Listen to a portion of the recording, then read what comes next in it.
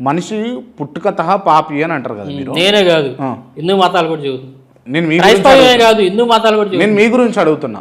మీరు అంటారు కదా, అంటే ఇప్పుడు మీరు పుట్టుకతోటి పాపి, నేను పుట్టుకతోటి పాపి, ఈడున్న వాళ్ళందరూ పుట్టుకతోటి పాపి. భగవద్గీతలో కూడా ఉంది.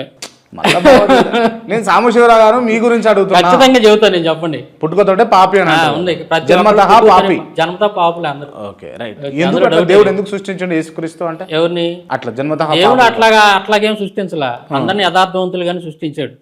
వాళ్ళు మనుషులు మధ్యలో వాళ్ళు చేసుకున్నటువంటిది. జన్మతః పాపి అని ప్రసంగి గ్రంథము 7వ అధ్యాయం 28, 29 ఉంటది ఒక వచనం. దేవుడు మొదట అందరినీ కూడా యథార్థవంతులుగా సృష్టించాడు.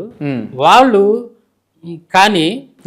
కొన్ని కల్పించుకున్నారు, కొన్ని తంత్రాలను కల్పించుకున్నారని చెప్పి రాసి ఉంటుంది. కాబట్టి దేవుడు అందరిని కూడా యథార్థవంతులుగానే సృష్టించాడు. దేవుడు సృష్టించాడు. కాబట్టి మనల నుండి మన స్వతహాగా పుట్టినప్పుడు మనలో ఏ స్వభావం అయితే ఉంటుందో, మనలో ఏ జీన్స్ అయితే ఉంటాయో సహజంగా అయ్యి పిల్లలకు వస్తూ ఉంటుంది. ఆ స్వభావం వస్తుంది అంటే వాళ్ళకి వయసు వచ్చిన తర్వాత. సో అది ఉంటుంది. అది కేవలం బైబిల్ ఒక్కటే కాదు, హిందూ మత గ్రంథాలన్నీ చెబుతున్నాయి.